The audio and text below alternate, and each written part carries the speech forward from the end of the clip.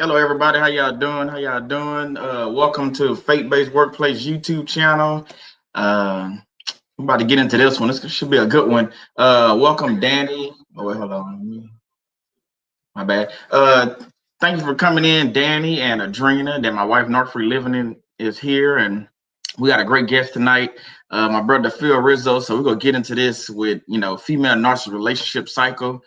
Uh, it happens all too often. It happens a lot. So we want to talk about it. We want to reach out to more of the men, but it's something the women can learn from also. So let's get right into this one right after this.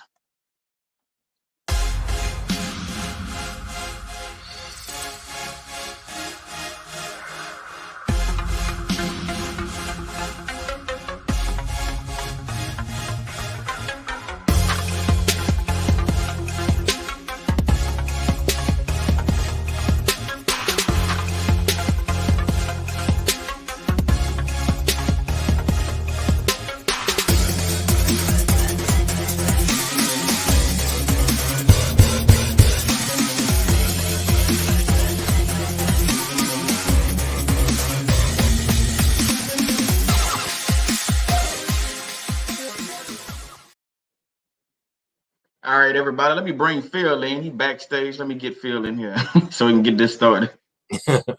Hey, how you doing, Phill? Hey, Solomon, it's nice to see you, bro. It's good to see you, man. Happy to be here. Yeah, likewise. Hey, Phill, let's go ahead and start off with telling the people, a little bit about yourself right quick so they know who you are and kind of what you do and everything. Absolutely. Well, first of all, I want to thank you for the opportunity to be on your show. It's a pleasure of mine.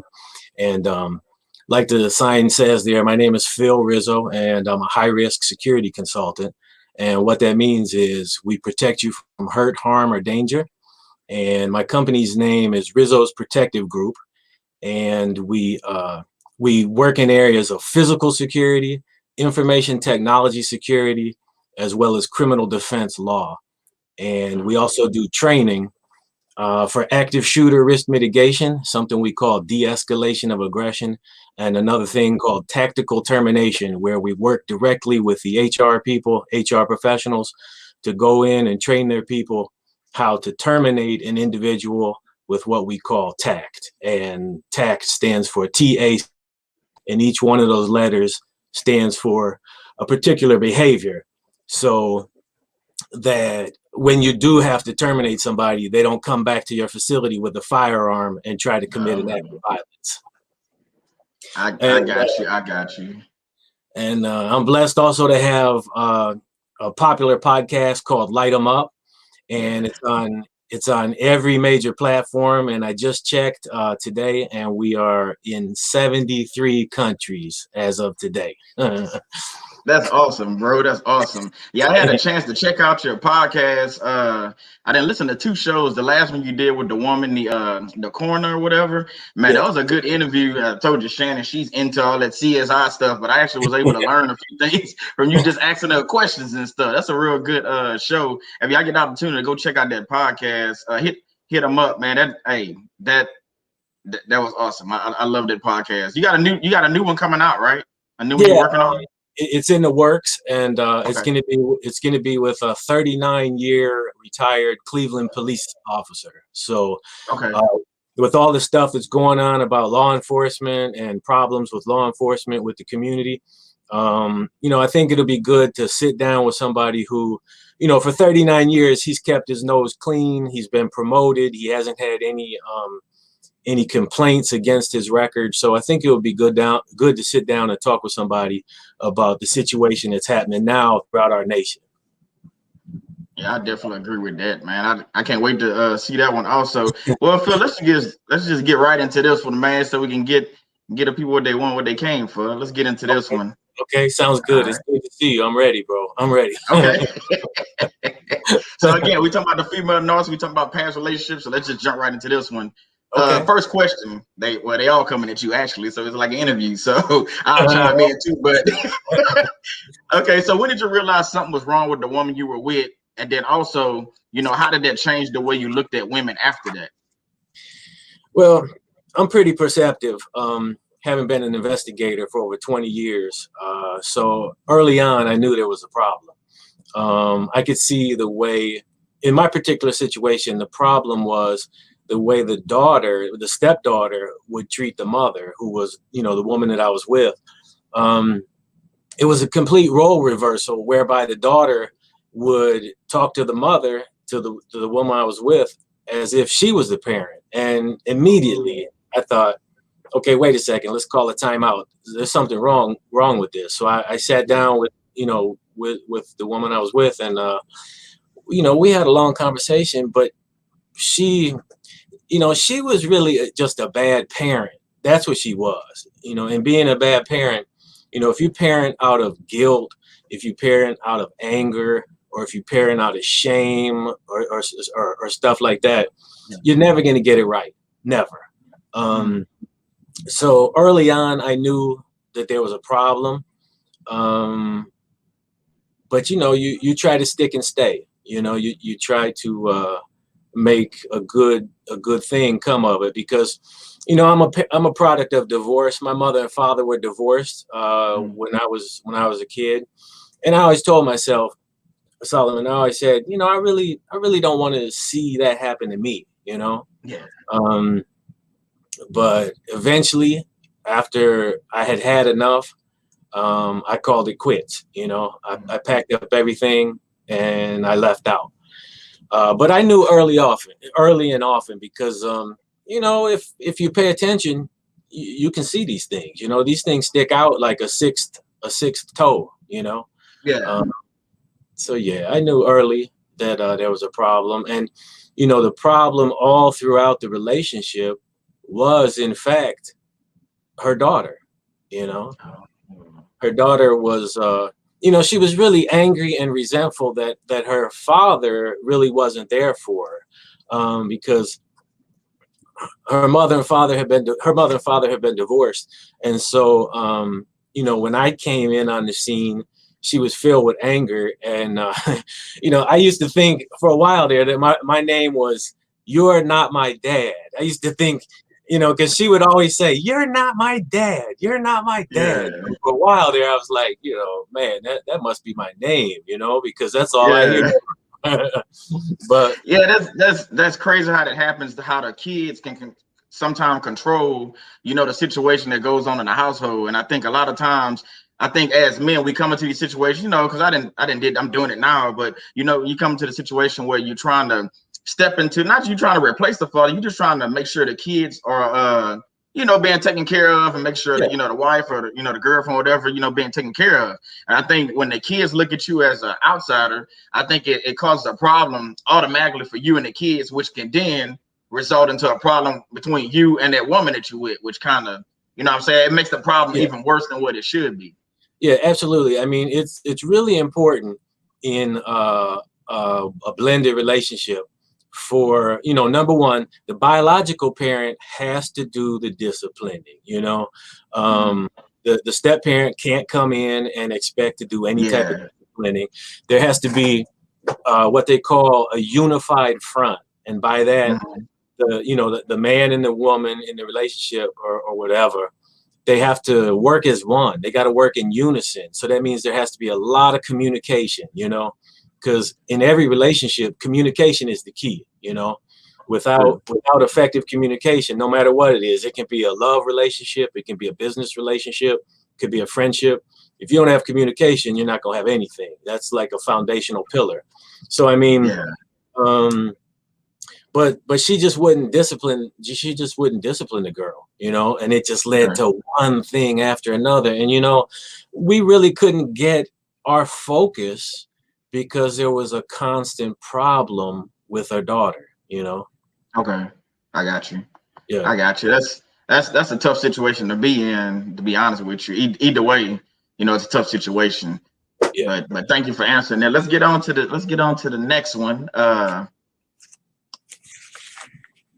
Are there any laws that you know of that deals with narcissist abuse? I know we talked about this, man. We talked about this a few times last week, and you had looked into some things. Can you just share that, with the people, because I know every state is different, but what were you able to find on that? Yeah, absolutely. I mean, and your wife Shannon has mentioned some of these things in the past, and she's 100% on point for sure. There's what I would say is the big one. It would be the Lautenberg Amendment, which speaks to any individual who has been convicted of even a misdemeanor. And as we all know, a misdemeanor is punishable by 1 year or less in jail, as opposed to a felony, which is punishable by 1 year or more in jail, actually in prison. But the Lautenberg Amendment speaks to if you've been convicted before of domestic violence as a misdemeanor and you have any firearms in your possession, if you transport, if you possess, if you have any firearms in your possession, you can be immediately kicked up to the federal statute. And the federal statute has a lot of teeth to it. And a lot of people don't know about that. But that's one way to get somebody yanked out of the house if they've previously been convicted of domestic violence in the past, if they have weapons. But you got to be serious when you go to that step. That person's not coming back. So oftentimes a woman might initiate the process, but then when the process gets really deep, she might want to back off on the charges. But you can't do that because it's not a state crime. So the feds can take over, and once they get involved, it's game over. It's game over. Okay. But there's a lot of other crimes that actually happen in this process. I mean, for example, just to mention a couple of them, like trespassing. If you go somewhere where you're not permitted to be, that's trespassing. And things that come into effect like temporary restraining orders or personal protective orders, those are issues that come into play. There's the issue of battery, which the simple definition of battery is the application of force from one person to another. If you get into a shoving match, if you get into a pushing match, if you hit anybody, that's simple battery, but it can escalate up to aggravated assault. It can escalate up to aggravated felony assault. So I mean, there's a lot of crimes, and I'll just mention them, in their totality. Like, for example, rape, sexual battery, abduction, kidnapping, child stealing, felonious assault, aggravated assault. There's something called aggravated menacing. And a lot of people don't know this though, but if you use the U.S. mail system, if you send a letter that's threatening or in any way intends harm to a person, that's a federal crime. And you can be really prosecuted severely for using the U.S. mail system to be abusive.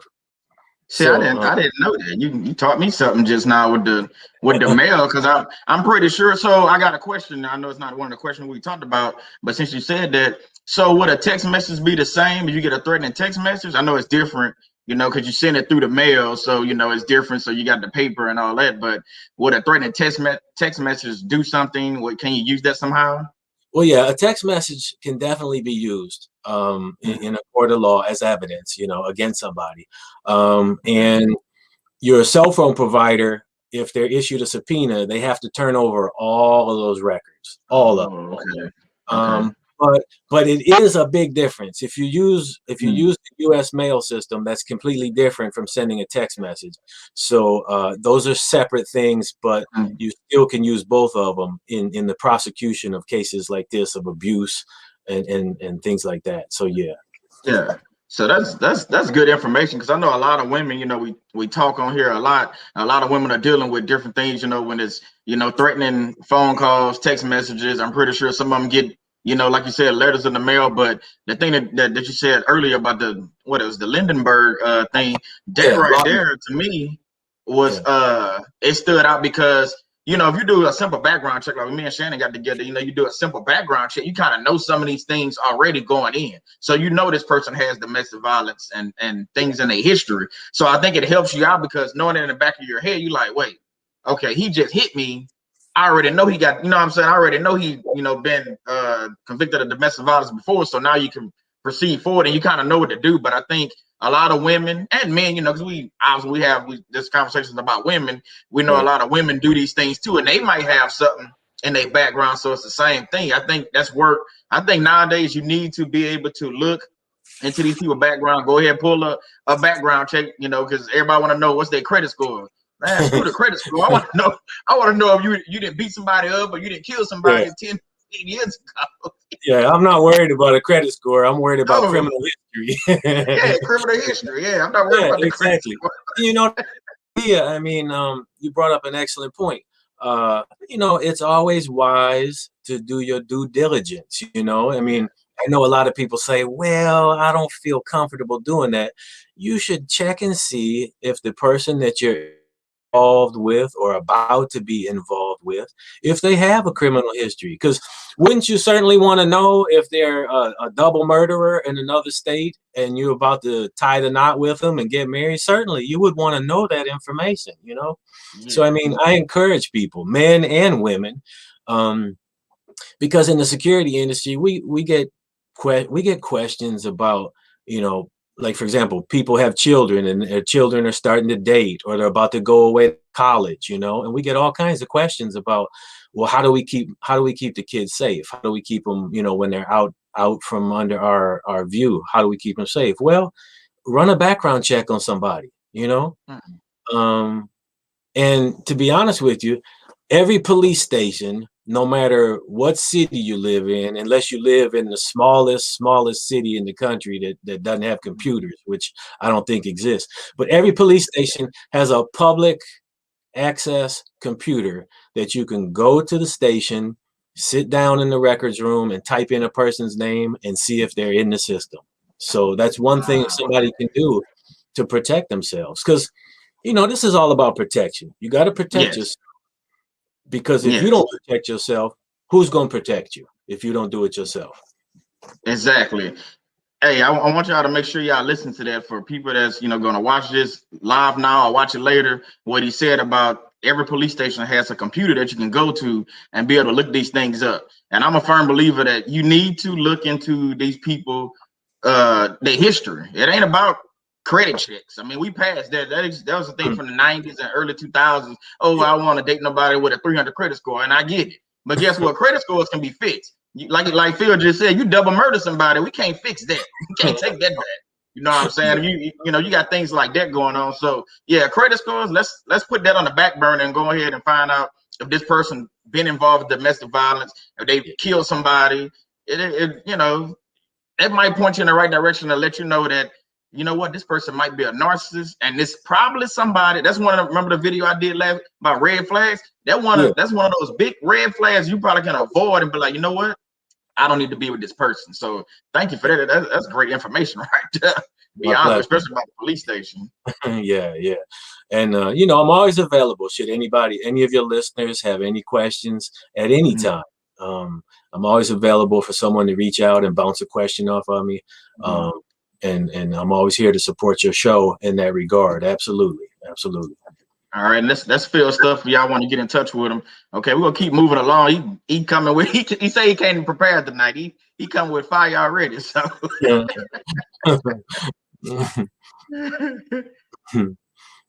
I've been looking okay, forward to this. I really have. This is great.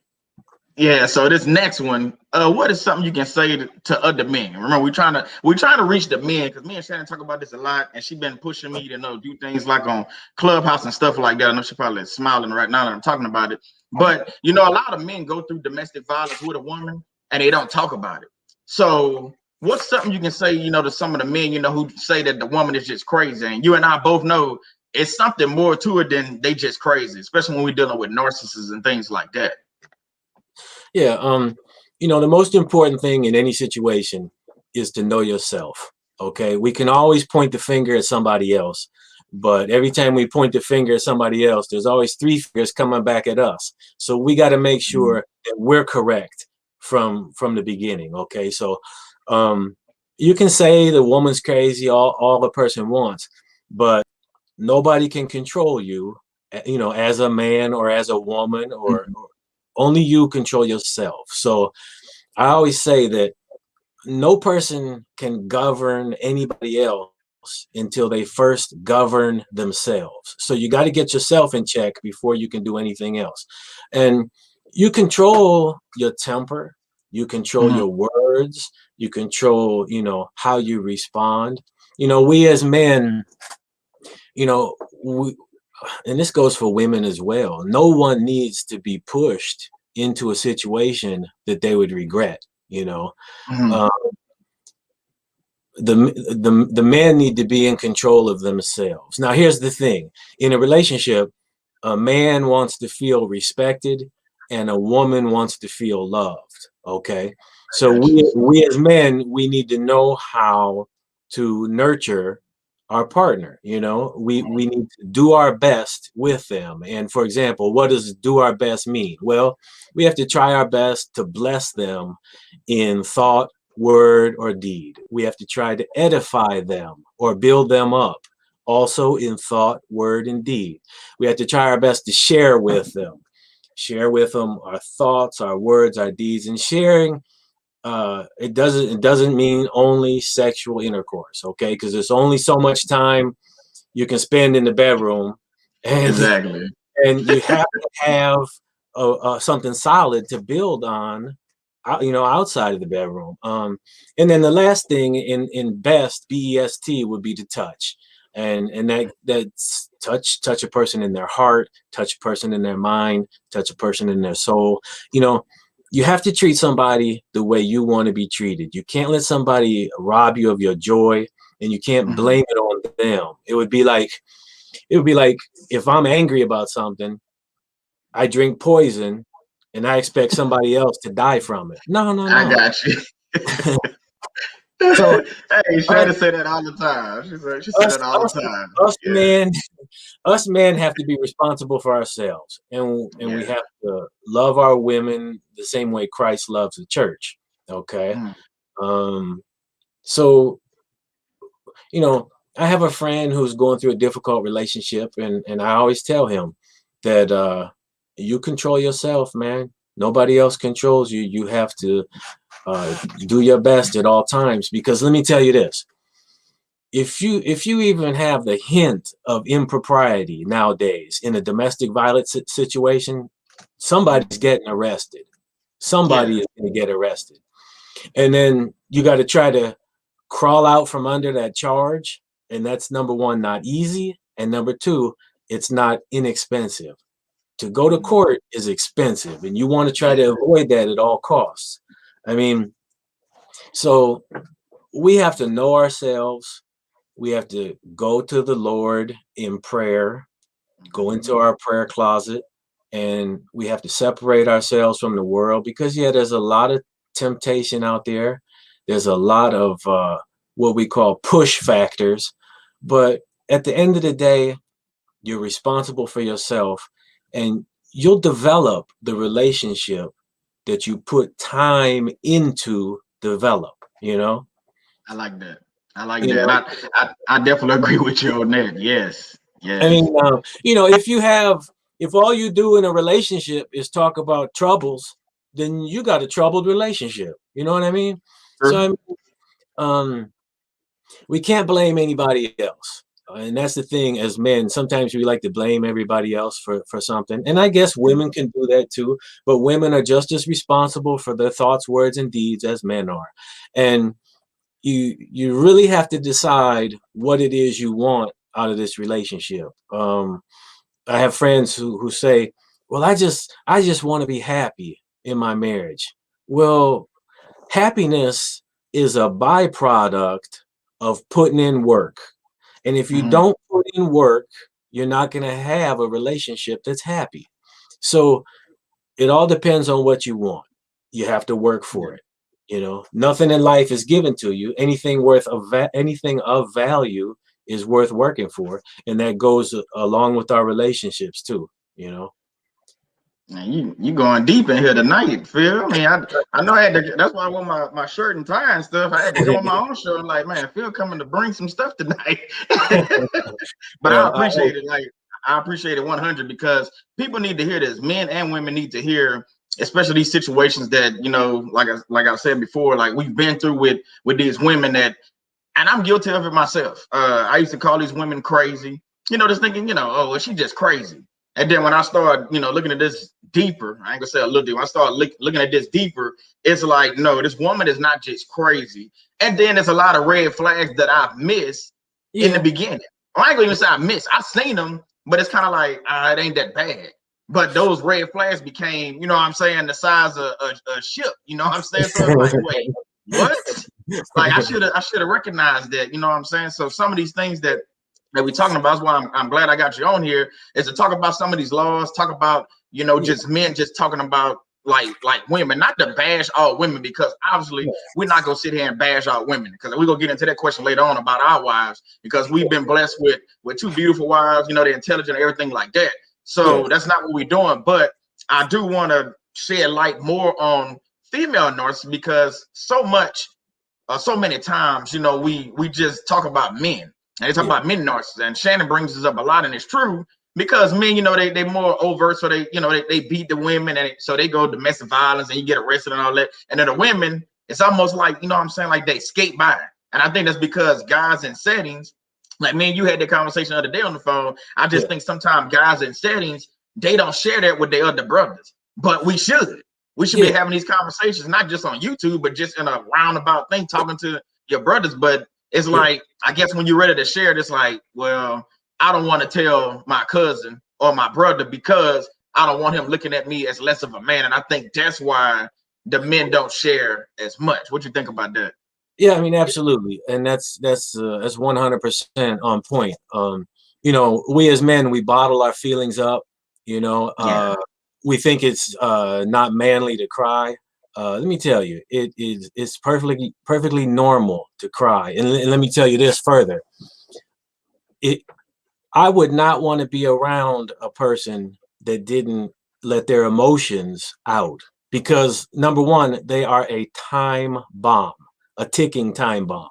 You know, that's what happens to people when people get put into solitary confinement. Solitary confinement in prison is designed for one thing and one thing only, and that is to make you crazy, to break you down as a human being. So we as men, we need to share our emotions.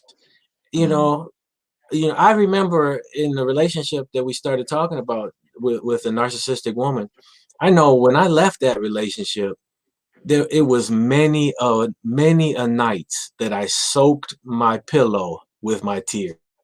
I cried myself to sleep, and I'm not ashamed to admit it, because it's the truth.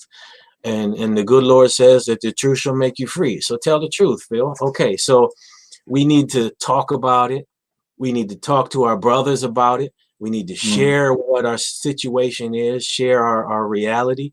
We need to do it without fear, without trepidation, because that's the only way we can get help. If you bottle everything up, you know, you are a ticking time bomb, like I said. So no, we need to find somebody that we trust, and find someone who we respect, because number one, in order to have a friend, first of all, you have to be a friend.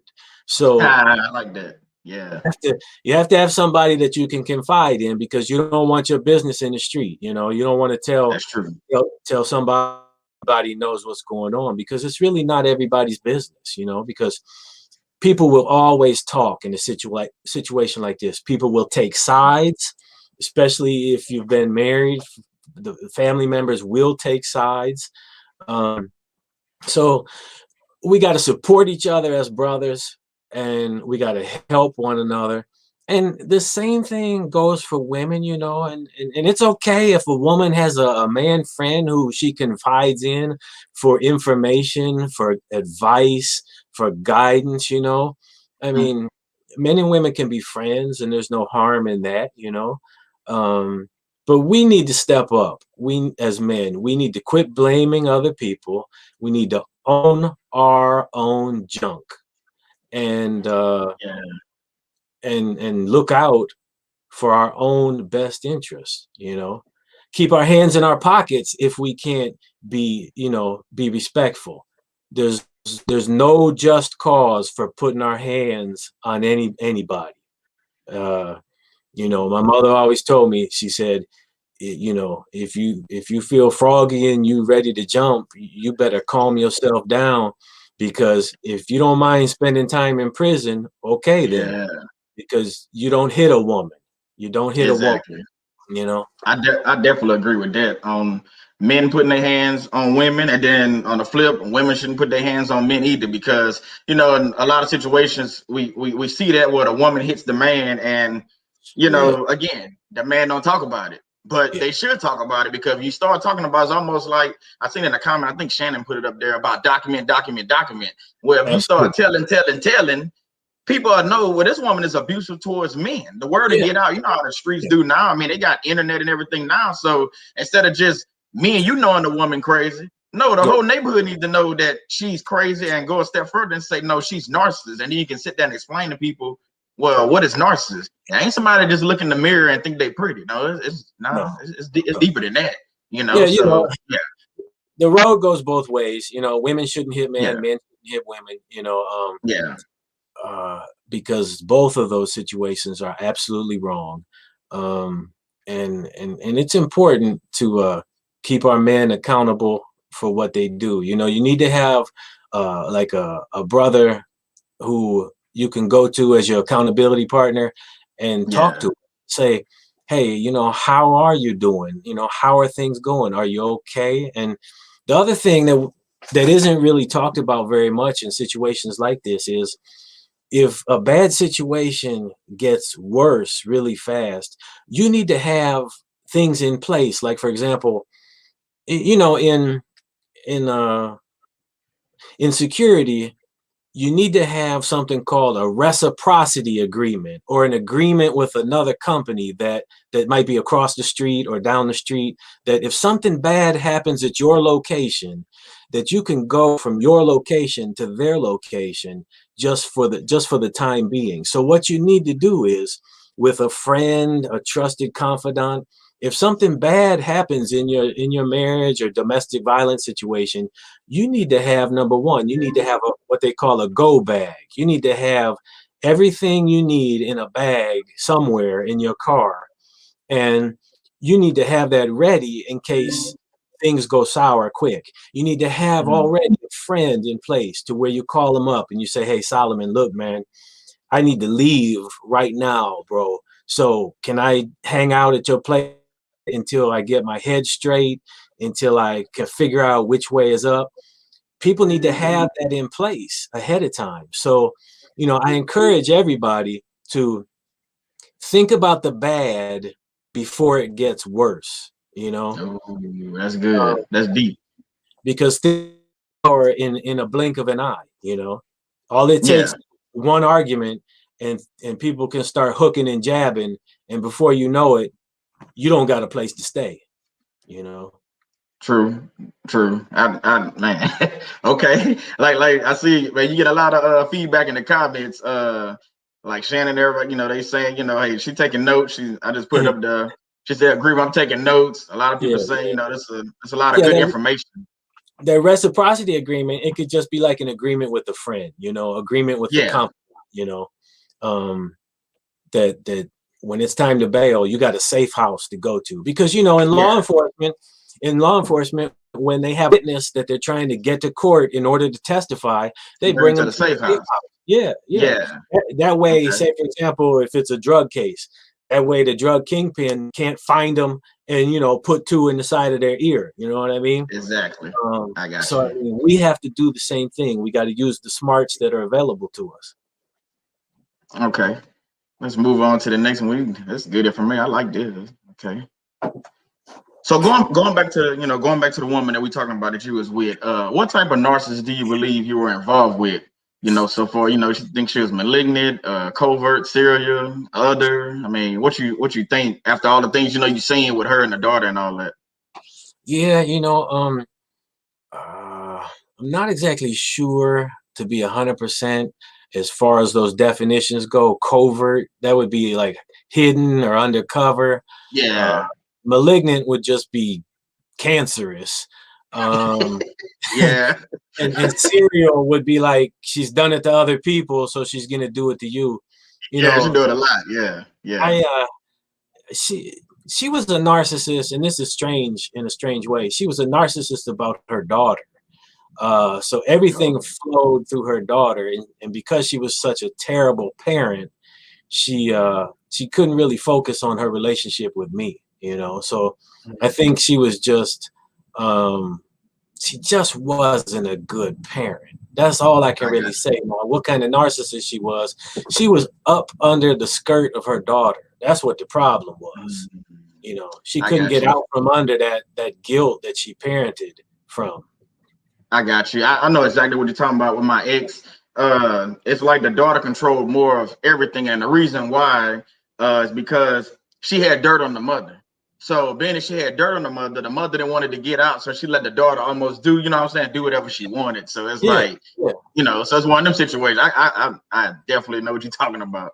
Yeah, and that makes for a household where there's absolutely no peace. And if you have no peace in your house, you can't function, you know, because after you go to work all day and you come home and you want to just relax and your house is like a zoo, you can't do that. You can't do that. That, you know, because in relationships like this, in these narcissistic relationships and in, you know, the workplace, you know, in reference to faith-based workplace situations, if you lose the ability because your relationship is in such a bad way, if you lose the ability to do what I call the big three, and the big three is to be able to eat, to be able to sleep, or to be able to be at peace in your heart and in your mind, so that you could do those things. Because, you know, if you're anxious as can be, you can't eat, your stomach is in knots.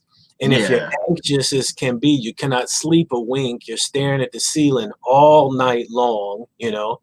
So, I mean, you have to protect your ability to do the big three. And if the relationship that you're in is impacting in any way, shape, or form on the big three, eat, sleep, or be at peace, you are rapidly on your way to being, number one, no good to anybody else. And number two, and most importantly, no good to yourself. And when you're no good to yourself, you're like a vegetable. You can't function. Yeah, North Free Living, my wife, she said, when you do not have peace, I mean, it causes, you know, I know she got the dots on there, but I know what she's saying. It causes a lot of other things to take place. I mean, with health, with it just start like a snowball effect. So when you don't have peace, and like you said about the zoo, I don't know about you, but I pay to go to the zoo. I don't want to go to one in my house. I'll go see the monkeys and tigers and all that at the zoo in cages. I don't want to do it. I don't need to be paying the bank in order to have a zoo in my own house. You know what I mean? Exactly. No, that's not happening. Yeah, let's move on to the next one. Do you believe love is blind? When I'm saying that, I'm saying more to, you know, like the red flags and things like that. Like, you know, when you first, especially like, I guess when you're coming out of a narcissistic relationship, you know, and you getting involved with somebody, that could be a factor. Or when you're just single and you just start dating and this new, you know, this new guy, this new woman comes into play. And do you think love is blind though? Because, you know, we as people, I think sometimes we just like, it's like you said, we want to be respected as men, and women want to, you know, do the love. But at the same time, men want to just, you know, you're just looking for somebody just to settle down with and things like that. So do you think we miss some of these red flags as men because we're just blinded by, when I'm saying love, I'm saying, you know, like her beauty, like her physical nature, her hair, her eyes, you know, the shape. You just blinded by, like, you'll miss the little things, like her cursing out her kid that's 8 years old, or her slapping her child or something like that. You're like, wait, okay, that's not that bad. She's fine. She's a dime piece. What you think about that? No, absolutely, absolutely, and those are excellent points that you bring up, Solomon. Excellent points. I do think love is blind up to a certain point. Love is blind until you've been in a situation long enough to where you can then see. Because you know, let's look at this example. If you're a horse jockey or a horse trainer and you're training a horse, now a horse has one goal: run down the track as fast as it can and win, because win pays out the most money. Okay, that's right. Love can make you blind. We can do things that we normally wouldn't do if we weren't in love. Absolutely. Love is blind, and love will you. But there comes a certain point to where you have to take the blinders off. Now, let me get back to that horse analogy. Jockeys put blinders. They put blinders on the horse so that the horse doesn't look to the right or to the left. That way, the horse runs straight down the track and hopefully wins the race. So we have our blinders on, and those blinders can be all kinds of things. They could be we overlook certain behaviors. We overlook attitude issues that come up. We overlook habits. We overlook all kinds of things because, you know, we just want to be in love, you know. But there comes a certain point to where just being in love, it's not all it's cracked up to be if it's not a good relationship, you know. That's true. So yeah, love is blind. You know, in the song Amazing Grace, there's a line in there that says, was blind, but now I see. So we all have to take off our blinders and live in reality, because that's where the relationship is at. The relationship is not in Fantasy Island. You are living this relationship 24/7, 365. So exactly. You can go on with blinders, but it's not going to work. At some point, you have to own your own stuff. You have to get out from under yourself, and you have to do what's good for the relationship. And in relationships, we either contribute to the good of it or we contribute to the bad of it. It's like a bank account. If you put money into the bank, you'll be able to make withdrawals. If you don't put any money in the bank, when you go to make a withdrawal, your account will be bankrupt. So what we put into our love relationship, in time, in love, in care, in concern, in respect, in faithfulness, in honor, those are things that help grow a good relationship. You know, faith, hope, and love, you know, and the greatest of those are love, you know. So, I mean, yeah, love is blind up to a certain point. Then we have to get real. We have to get real. I definitely agree with you on that. I think love is blind. I mean, it really is. And then, like you said, up to a certain point. And I think my thing on it, I think the reason why it is blind is because people they just want to be in a relationship a lot of times. So like we both said, they'll just miss like the little small things. They'll miss those things. But sometimes those little small things end up being the biggest things that basically hinder your relationship, and it end up destroying a relationship. And then you look back at the relationship as a whole, once you out of it, you're like, man, I should have seen that coming. But it's like you said, we got our blinders on and we don't want to like, nah, I didn't see it. I didn't see her texting that guy. That's you know what I'm saying? You like that, like, nah, I didn't see her curse out. I didn't hear that. I didn't hear her curse her little child out. I didn't hear it. But maybe she's just mad today. Nah, it's more than that. It's not she just mad today, you know. No. So yeah. You know, people are the way they act. You know, it's no joke. I mean, if every word out of their mouth is a cuss word, then they cuss. Yeah. You know, that's their way, you know. So we got to be mindful. We got to be mindful of who in, because you know, you can marry someone and it can help to make you, or you can marry someone and it can help to break you. So you got to work it to your favor, you know. And I got you, man. It's going good right here. Let's move on to the next one. About how long, did it take you? I know you touched on it, but how long did it take you to realize something was wrong with that relationship? I know you said first on you knew something about the daughter, but how long you think it took? Because I know everybody is different. Everybody's not going to recognize things, as quickly. Yeah, I recognized it earlier, like I mentioned earlier, but I mean, I have a very keen eye. Like I said, having been an investigator and still being an investigator, you need to approach things with a sharp eye, because when you investigate any case, you ever seen one of those things called a tarot card? TAROT? Yeah. They got like skull and crossbones on them and stuff like that. All kinds of crazy stuff. Okay, but I don't mess with none of that. No, me neither. My point to that is, it's in investigation. The acronym TAROT, TAROT, stands for you have to do your investigation in a timely fashion. You have to be accurate. Your investigation has to be relevant. It has to be objective, and it has to be thorough. TAROT. Those are the recipes or the ingredients for a good investigation. So going into your relationship, you got to keep your eyes open for those red flags. You have to be on your toes. And you can't be blind to what you see. So I mean, I knew early, I knew often, and I tried to work within the framework that I had, because again, like I said, there were certain things I didn't want to do that my parents had done. I didn't want to go down that route, but you got to call it for what it is. A dead horse is a dead horse. It's not getting back up on its four hooves. So you can live in denial, but it's not going to work for you. It's not. Yeah. You know? Ooh, you dropping a lot of knowledge in here, Phil. I love what you're saying about the time, how you broke that down. And you're right. When we go into a relationship, we need to pick up on a lot of things and not just pass them off like, well, you know, it'll get better. No, call a thing. You know, you go ahead, you see it happen. Don't try to be objective to it like, well, maybe it'll change. No, go ahead, and you've seen it. So go ahead, call them out on it. And, you know, and I think that'll help us, especially as men.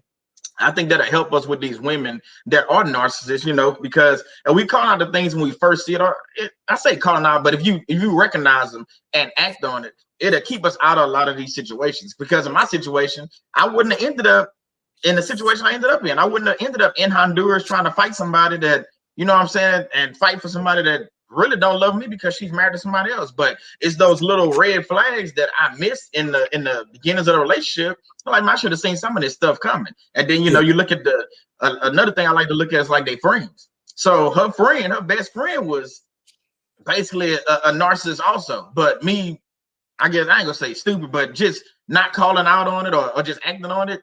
I pretty much just, you know, I put myself in that position. That's why I talk about accountability a lot, because me not holding myself accountable, I can't blame it on nobody else. Me not holding myself accountable put me in that situation. And I can't go, and I know some people be like, well, they blame God and all that. Man, if I'm gonna do a video about that, but my thing is, God didn't tell me to be with that woman. I did that. Right. You know what I'm saying? I made that decision, and I made a decision to go to Honduras. All them decisions was all decisions I made, and it led up to that boiling point where, okay, I need to get a divorce. So it's not that I can blame God for any of that. So I don't like when people say that, because it's like, no, God didn't tell you to go, you know what I'm saying, be with this woman, and then after she done cheated on you or beat you or whatever the case is. I'm talking about from a man point of view, and you still stay with her, and then it get to a boiling point. Now you want to blame God. So it's not God's fault. No, I mean, we can scapegoat and blame anybody. The fact of the matter is that I learned after the fact is that when you let God, for a man, when you let God pick your rib, you can't go wrong. Okay. I mean, and that's where I went wrong.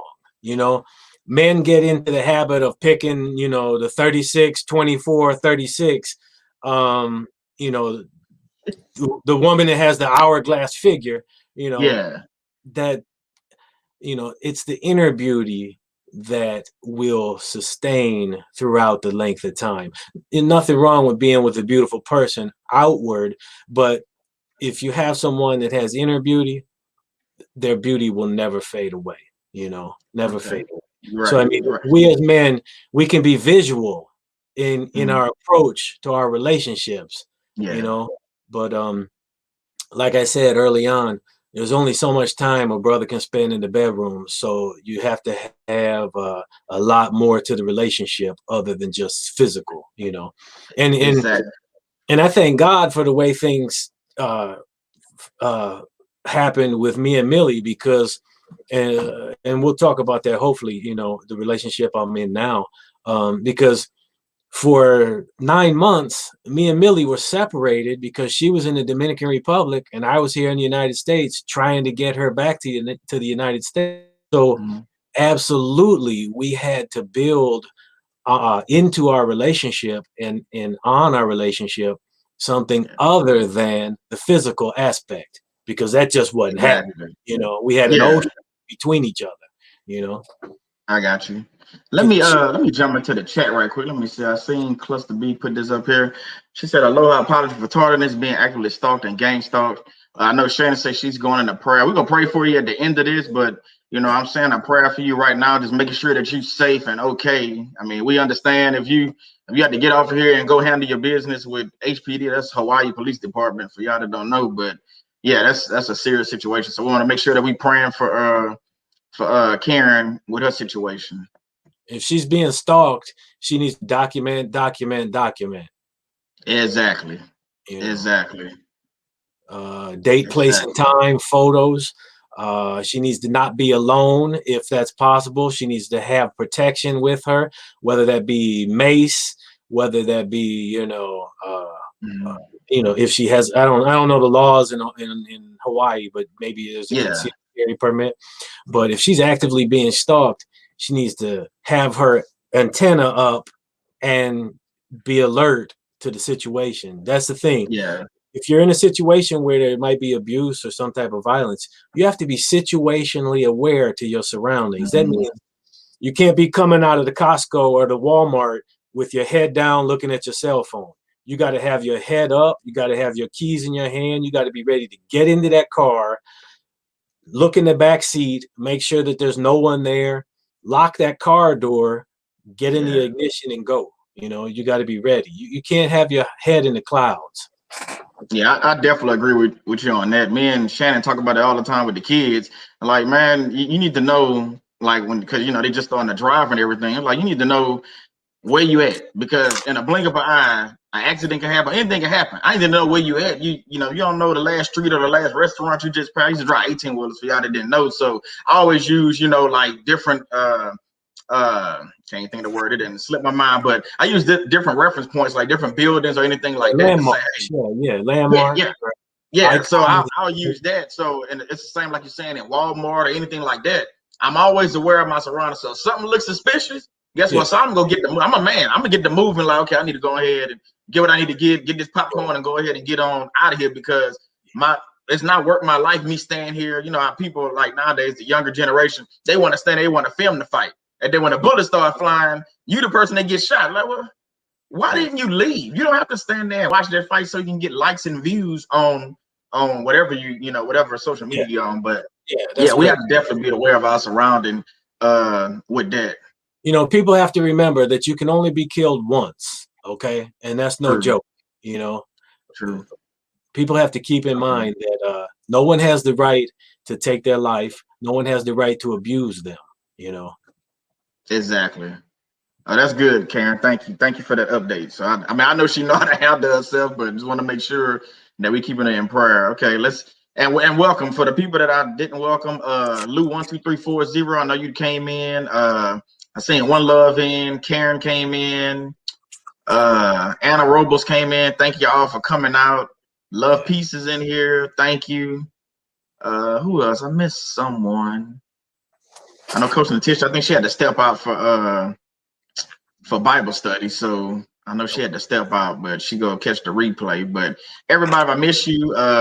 Expedition Salvation, thank you for coming out too, brother. So everybody that's in the chat, hey, we're gonna do a little question thing at the end of this. So if you have any questions that you want to ask Phill directly, especially about protection or like investigations, save them towards the end. That way we can answer them, so that way I don't have to stroll all the way up. And I'll let you know about 5 minutes out, so you can start getting those questions together. So let's move on to the next thing. Okay. So I don't want to hold them in here too long.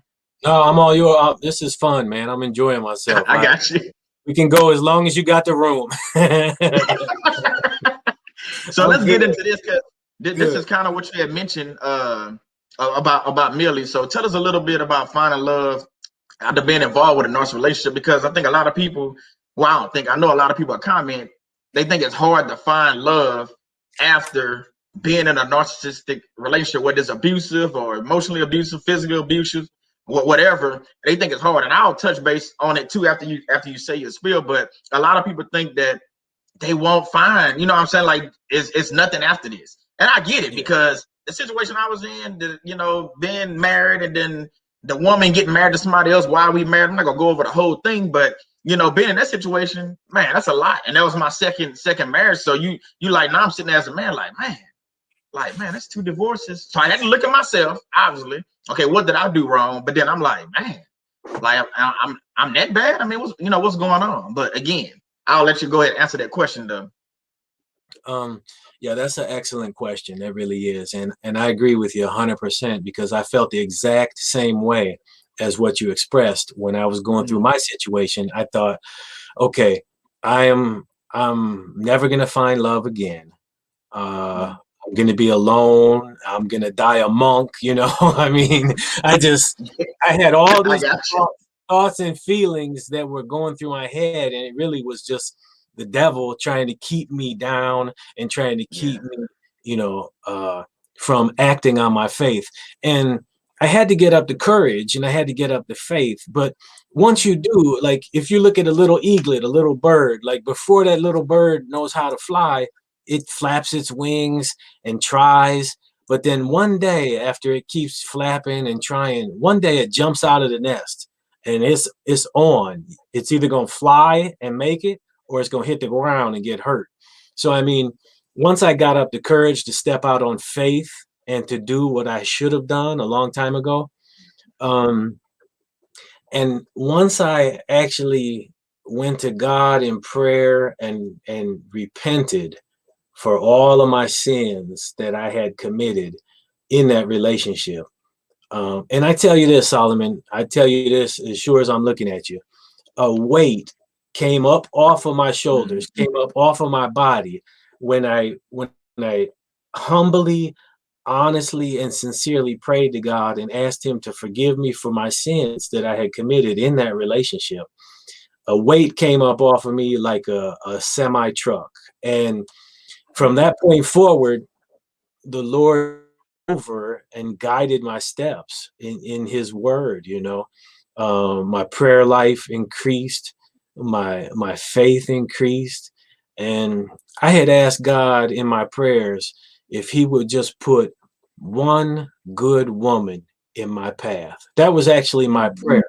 I said, dear Lord, please forgive me of all of my sins. I repent of them. And I asked that you would just wipe my slate clean, you know? And I asked him to just put one good woman in my path. And I tell you, it was like that. It was almost in a blink of an eye. I mean, it's not like rubbing a lamp or a genie or anything like that, but the good Lord paved the way for me to get what I have now. And here's the kicker. Here's the thing. And this is what I want people to know. If I didn't let go of what I didn't think I could let go, I would never have been in a position to receive the blessings that I did receive. So this is what they need to know in this situation. If you don't let go of your bad situation, you're never going to be positioned in order for God to bless you. So you got to step out on faith. You got to give it to God and have hope, you know, have only positive expectations, HOPE. You got to have faith, you know, forsaking all, I trust him, FAITH. And God will supply the grace, you know, God will supply the grace. Grace is God's riches at Christ's expense. So, I mean, we have to go deep and strong to the Lord. And he'll pave the way, and he gave me my rib. And let me tell you, other than the breath of life, breathing, living, waking up every day, my wife is my biggest blessing in my life. That's awesome. That's awesome. So the people need to have hope. We all need to keep hope alive, and you need to know that God will replace multifold the things that the locusts have eaten, you know, if you are faithful. The good Lord has a way of bringing his children together and to help them, you know, because Jeremiah 29:11 says, and I'm paraphrasing, that the Lord has plans to prosper you and to give you a future with hope. So, I mean, but we need to do our part.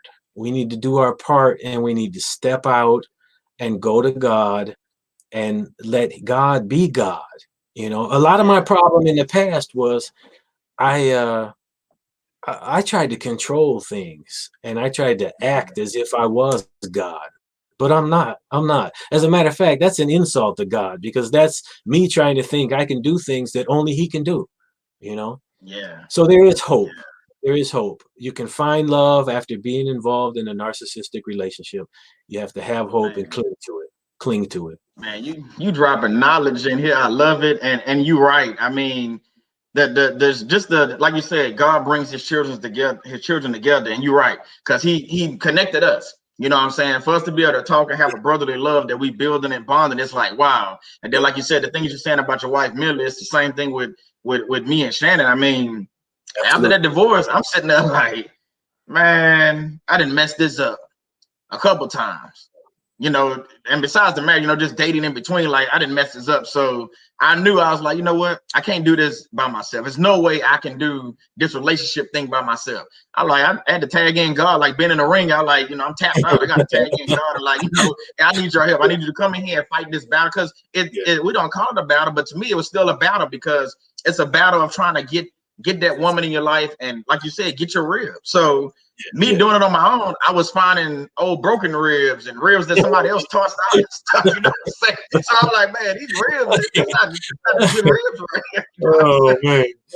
That's me trying to do it, like you said, same thing, trying to control it and trying to control the situation. But once I allow God to take over and say, hey, you know what, I'm gonna let you do this. Because Shannon, I tell you, Shannon came out of nowhere. And I told you to think about it. I'll touch on it real quick.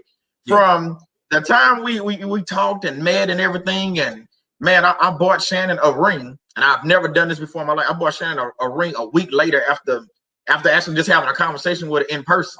We had already been talking and stuff, but for me to do that, I was like, wait, what? But that was all God. It wasn't me. Bought a ring, and we got married a few months later. I mean, it was just, and we've been married since 2018. We still, I guess you can call us newlyweds, but we're still learning each other. But it's never like an argument that we can't sit down and talk about, or you know, things like that. So when God do it, it's done right. It's not a situation where I don't trust her. Like she goes out or something, well, she don't go out, but you know, whenever she go out and do things and get things done for herself, you know, I trust there's nothing, you know, I gotta go through a cell phone or nothing like that, which that's not my thing anyway. But you know what I'm saying? But to have that trust and to have that love, same thing you're saying. Just I want everybody to know the same thing. It's hope after a narcissistic relationship. Don't get caught up in, well, you know, every time I get into one of these situations, this happens. We both telling y'all the same thing. Everybody that's watching this live now in the chat, or go watch this later, just realize that you probably put yourself in some of these situations. I know people don't want to hear that, but you got to hold yourself accountable. If you put yourself in that situation, you go back and look at it and said, hey, you know what? I reached out to that girl. I seen her in the club, or wherever you seen her at. I don't know, wherever you met this woman at the gas station, whatever. You walked up to her. And then after you're in a situation, then you want to go to God and pray and be like, God, can you fix this? God looking at you like, I didn't tell you to get the woman I have for you. I've been crafting and building, but you got to be patient. So patience is another thing. You have to have hope. You have to have faith, which I think is a part of patience. So if you're not part of that whole situation and knowing that God can fix these things, we're going to stay in this thing that we're talking about. You're going to stay in this relationship cycle with the female narcissist, because you keep doing the same thing over and over and over again. And we know what that is. That's insanity. So when you going to change? You know, when you going to change it, you know? So yeah, I love that. That's awesome. And you know, for a positive relationship, you know, to have hope, I think it's important to have something. Yeah, exactly. Jeremiah 29:11. That's one of my favorite scriptures. It provides so much hope after pain, you know, but our pain has a purpose. And that's what I want everybody to focus on, that what you're going through, you don't want to just go through it. You want to be able to grow through it, you know, and pain has a purpose.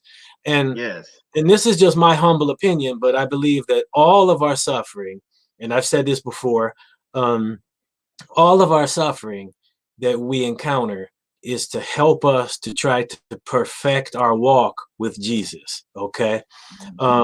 God suffered when he lost his only begotten son. Jesus suffered. He bore stripes for our sins. He was perfect, and he took the beating for us. And so what we go through, it's nothing compared to what our Father and what Jesus has gone through. So it gives us a little dip into the bag of what suffering tastes like. But I got you. pain has its purpose, you know. And to be honest with you, Solomon, the suffering that I've gone through, because it's made me the man that I am today. But for what I went through, I wouldn't be who I am today, and I wouldn't be the man that I am in order to be the husband that I am to my wife, you know. Man, I agree with you. I agree with you. I figure as men, we need to be, as husbands, we need to be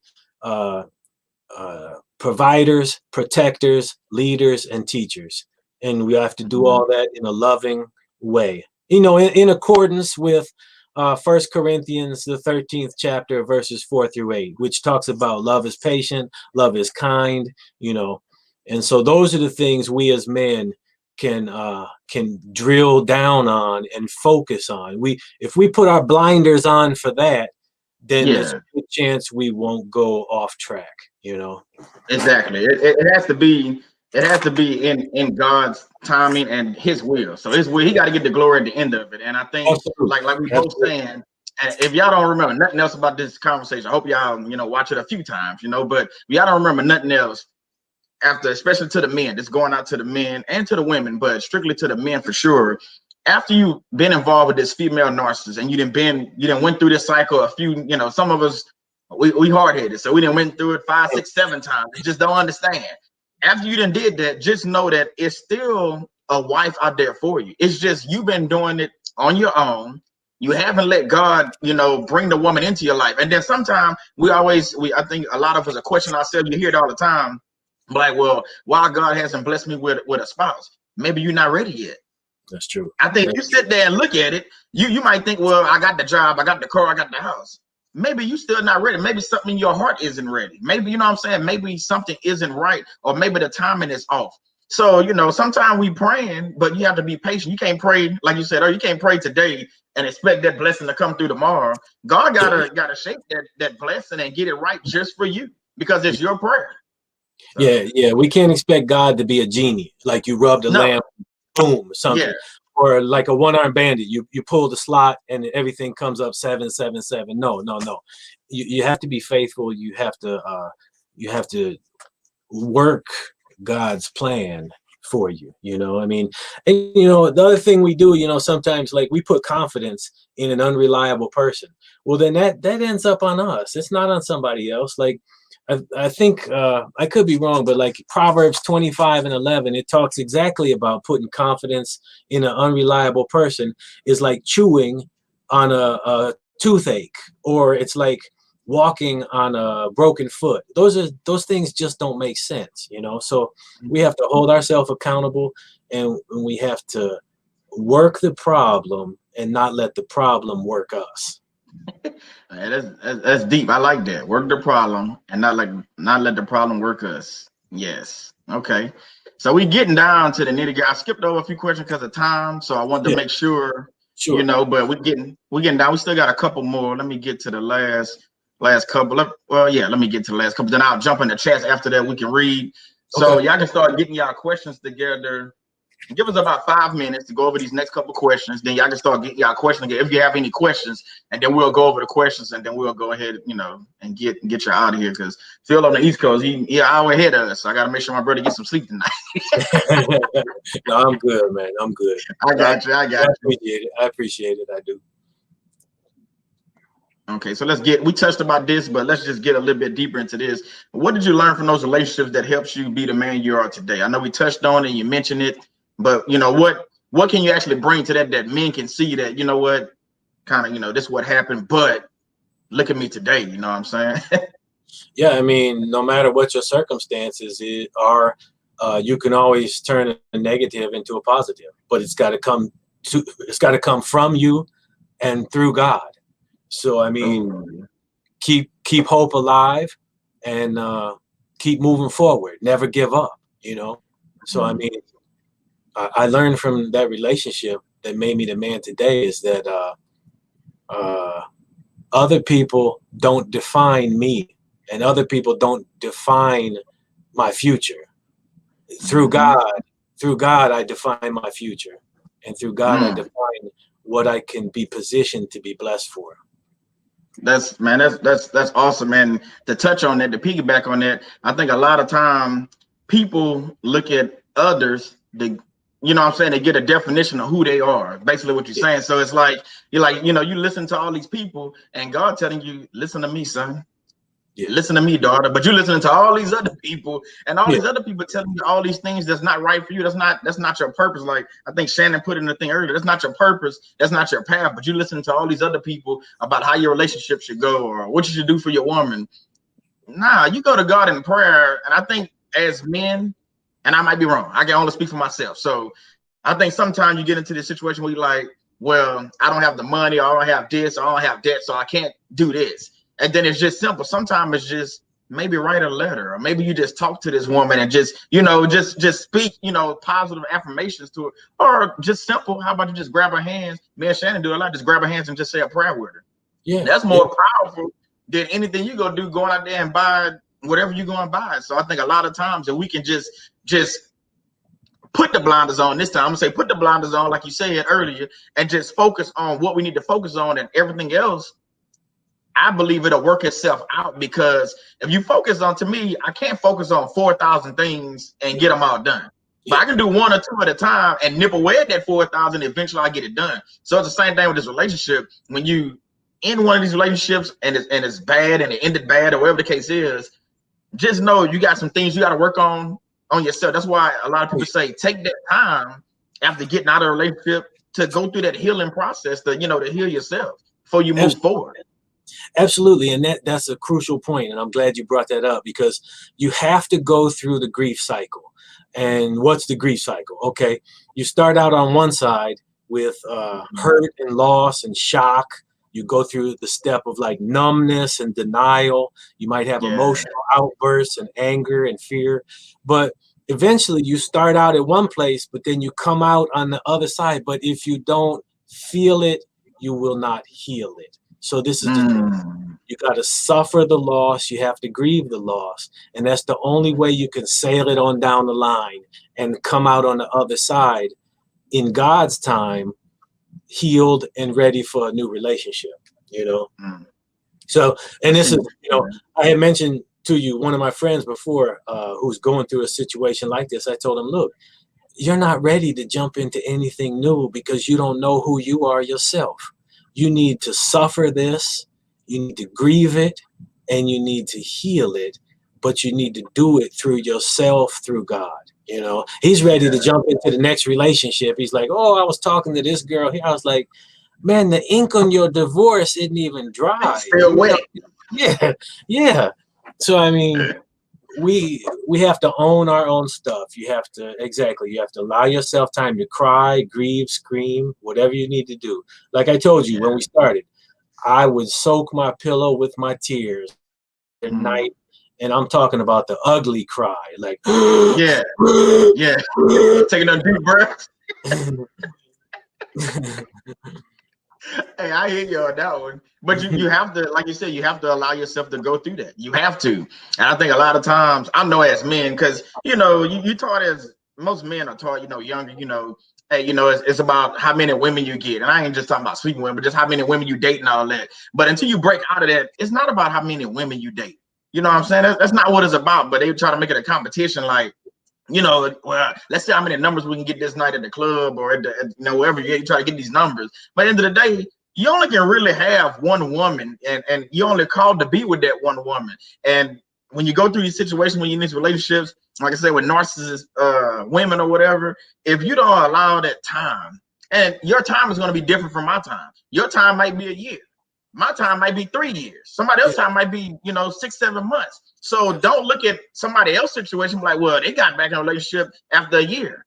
Well, maybe it's gonna take you a little bit longer to get through that situation. So you gotta allow that grieving. You're gonna know when you went all the way through, like you said, when you went through the process of the grieving, the love, the ugly cry, the crying in your pillow, the sitting there, you know, actually, I think when you get to that level where you praying, like you said, you praying to God and saying, hey, I need you to bring like my rib in. I need, because all the other time we're just saying God doesn't want to be married. So hey, God will bless you with somebody, but you wasn't specific with your prayer. So yeah, he might have gave you somebody, but you not specific. So now you said that you made it God. Well, that's what you prayed for. And again, it's not the genie in the bottle, but you prayed for a woman. Okay, he gave you one. You didn't say I wanted a woman that's God fearing and go help me out with things and that loves kids. You didn't say, how about you be a little bit more specific? So it goes back to you holding yourself accountable of what you really what you need, you know.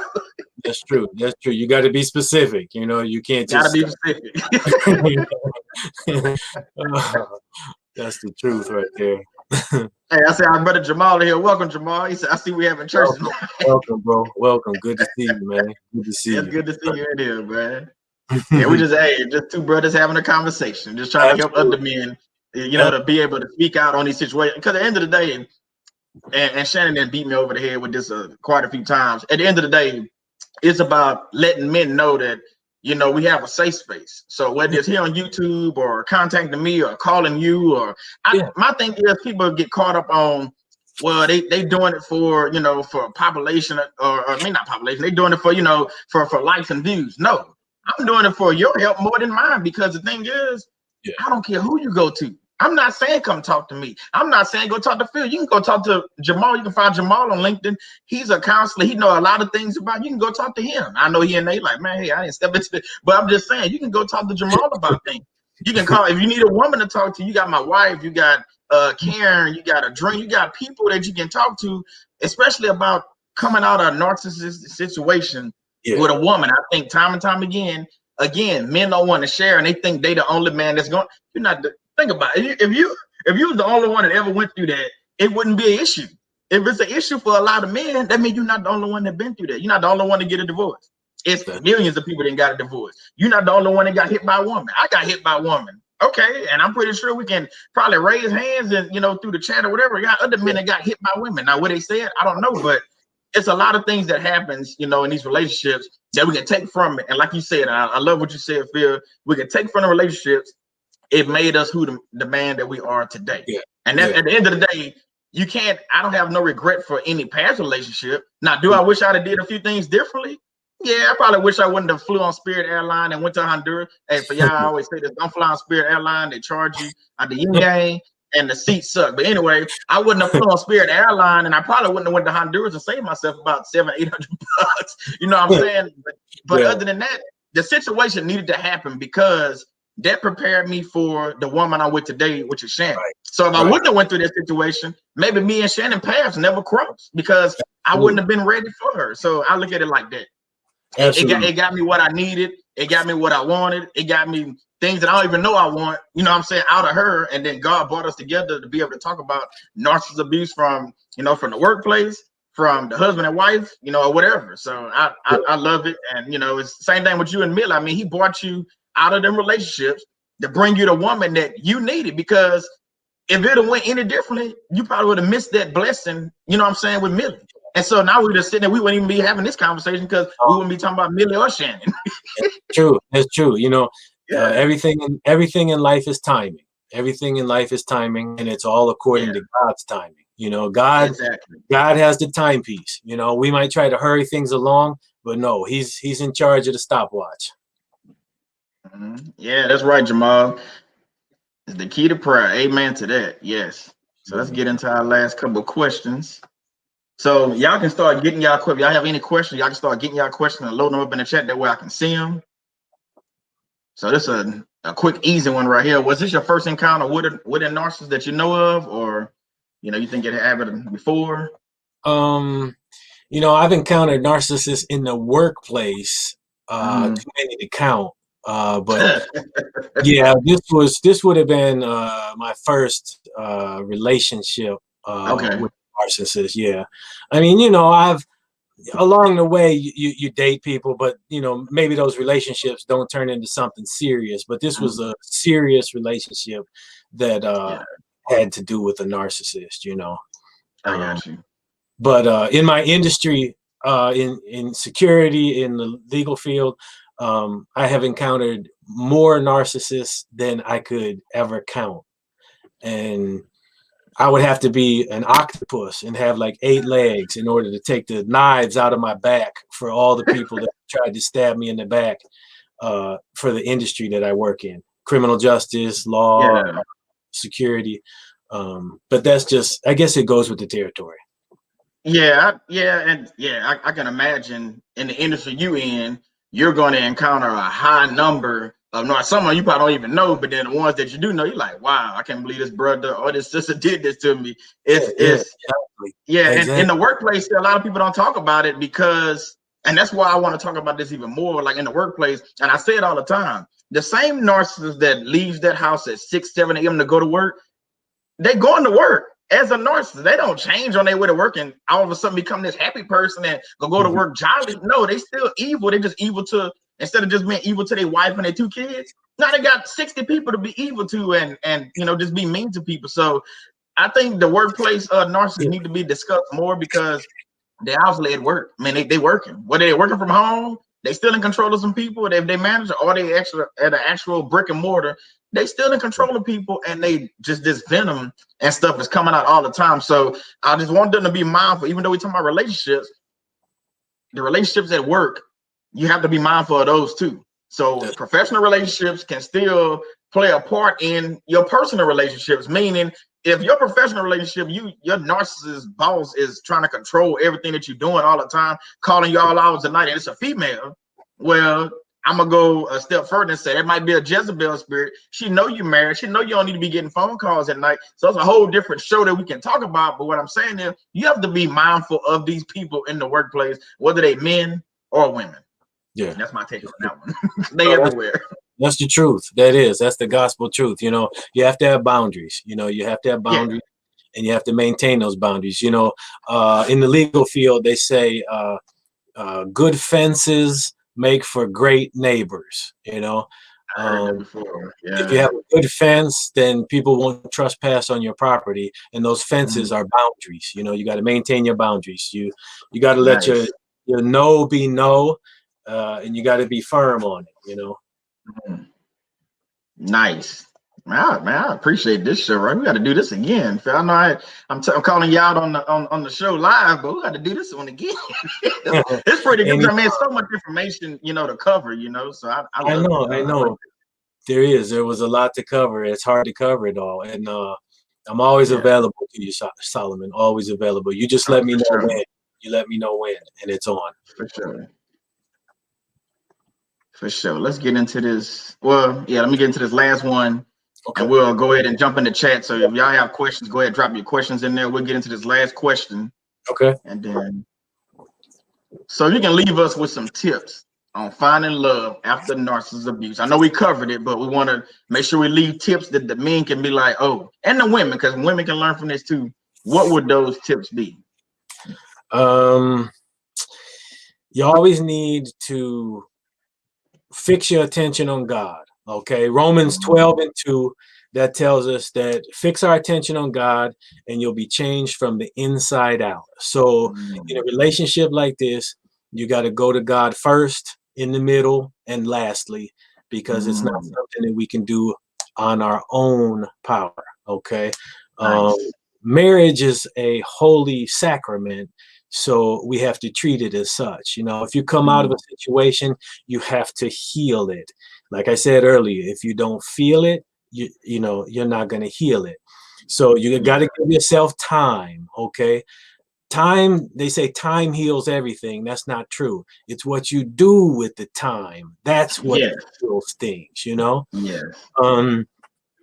got to be benevolent to yourself. A lot of times we're very hard on ourselves. Oftentimes we're our own toughest critics.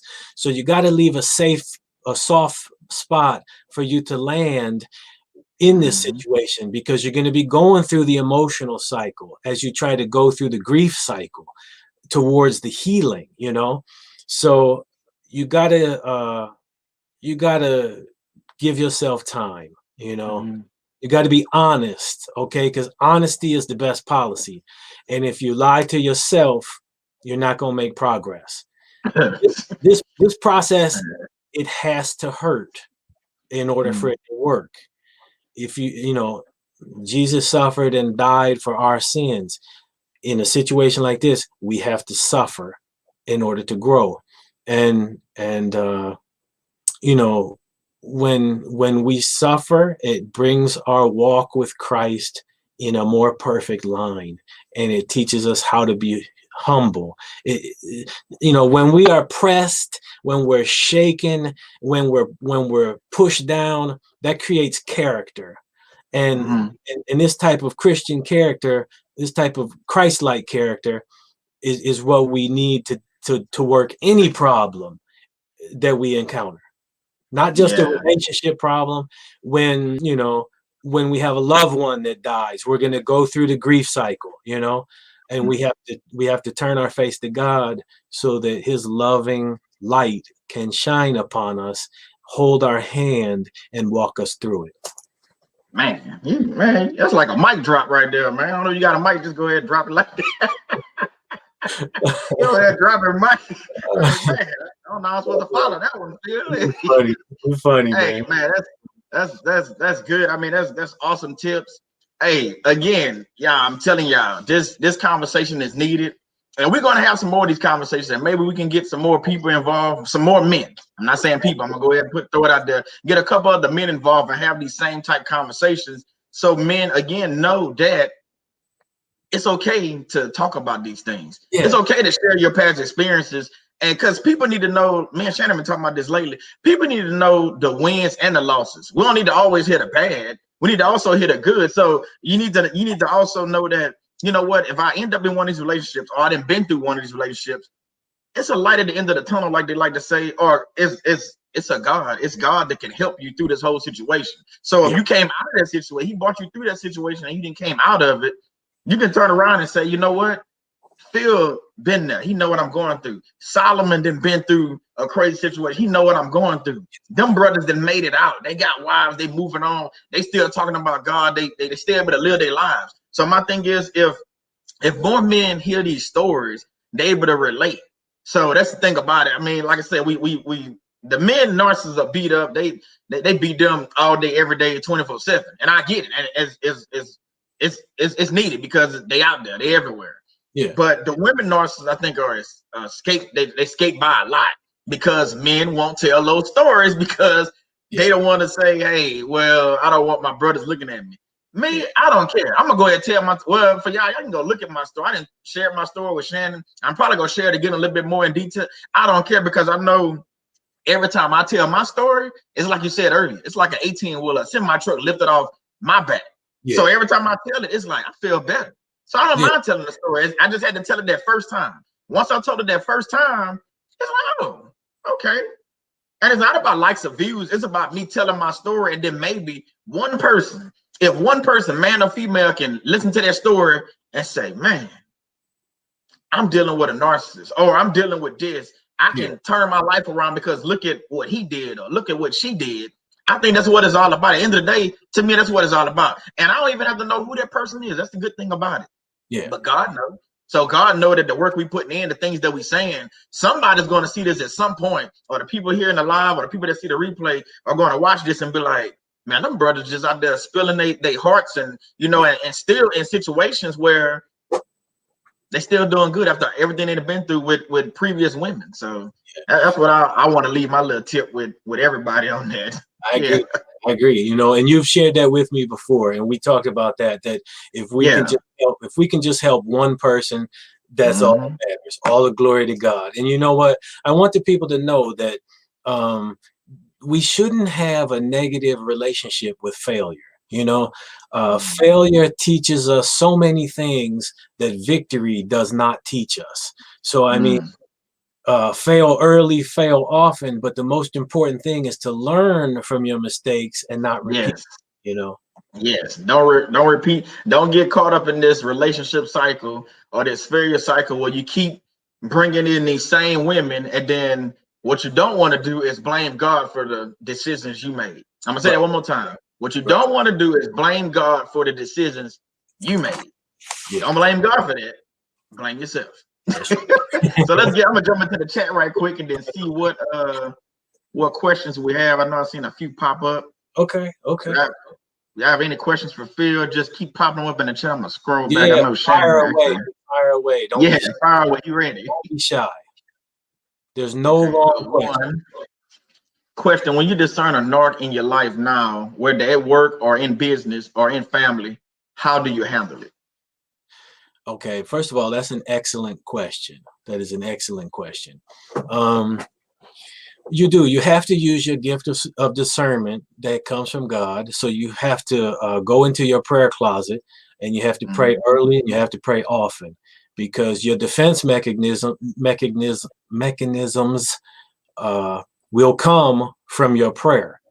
Just like when you wear a bullet resistant vest, you put that vest on, and it's made out of Kevlar. It's made out of a material that is going to stop the bullet or slow the bullet down to the point to where it won't do major, hopefully, organ damage. So you have to put on your full armor of God, and you have to do that in thought, word, and deed. This is the thing. People don't prepare themselves for warfare like they should. This narcissistic relationship thing, it's war. It's a battle, and you have to look at it as a battle. You wouldn't go into battle without your weapon, your bulletproof Kevlar, your helmet, so you have to prepare for the worst before it happens. And you have to use your discernment skills. Those come through prayer, whether it's business, work, family, anything. Go to God and take it seriously, because these things can affect your life. They really can, and many people have taken their lives because of their relationship problems, and there's always hope. There's never a reason to end your life. Go to God and let God work it out, So that's an excellent question. Excellent question. Yeah. Thank you for that, Shannon. Let me read a couple of comments before I find a couple of the questions. See, Jamal said, I had a narcissist for a CEO some years back. All I can say is God uses to take me to the next level of boldness. Amen to that. So he used, basically, like we saying, he used that what he went through to take him to his next level, because God got a purpose for each one of us, man and woman, child, boy, girl, whatever you want to call it. He has a purpose for each of us. But if we don't go through that process, it's like they always talk about the diamond. The diamond got to go through a process before it become a diamond. It don't start out as a diamond. You don't just find it like that. I mean, it comes through a process of being a diamond to where it's cut down, and being on your wife ring and things like that, or on their necklaces or whatever. It got to go through a process. So we have to also go through that process to be able to. And again, once we ready and God know we ready, that's when them blessings start to come. Because I think a lot of times we sitting there like, man, why God ain't blessing with this? You're not ready. You're just not ready for it yet. You haven't gone all the way through the process. You might have halfway through, but God, I need you to go all the way through this, because there'll be some things gonna come up, like you're saying, some narcissistic battles, or just Satan throwing things at you. I know he's gonna do, because God knows all, sees all. I know he's gonna throw these things at you. I need you to be prepared, and like you said, have your whole armor of God on to be able to go through that process. Absolutely. Absolutely. Let's see what else we got in here. Let's see. There's just another anaerobic. It's not a question, but the new beginning after the narcissist are birthed in the old you dies with the narc pain, abuse, discard, gaslighting, and etc. Love yourself fully, knowing you deserve better, and heal fully. Amen. That's true. Amen. I like that. Thank you for that, Anna. I love that. Yeah. Yes. Again, going through that process. Yeah. You got to be shaken, beaten, and stirred before you can be prepared for what's greater. Let's see, Adrena said, yes, more men. Ooh, I love hearing your experiences with female abusers, narc types in particular. Hey, Adrena, we go work on that.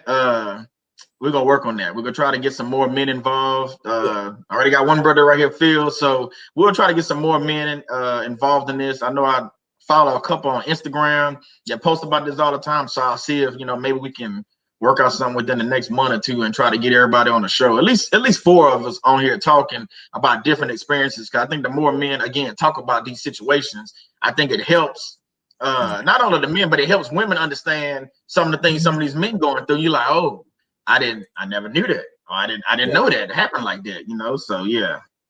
Yeah. Adrena also say stories of victory and new beginnings. Amen. Yeah. Jamal say bring Uncle Phil back. The anointing is strong with this one. Thanks, nephew. I appreciate you. I do. I appreciate you. So I'm just going through reading just messages. She is saying to Jamal, yes, I agree. We need this wisdom and anointing. Yeah, definitely. Thank you. Yeah.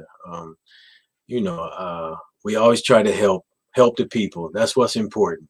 You know, give the people knowledge and exactly armor up, you know. Armor up, yeah. Yeah. And I know a little bit about armoring up. Going to Iraq, like you said, you can't go over there to Iraq.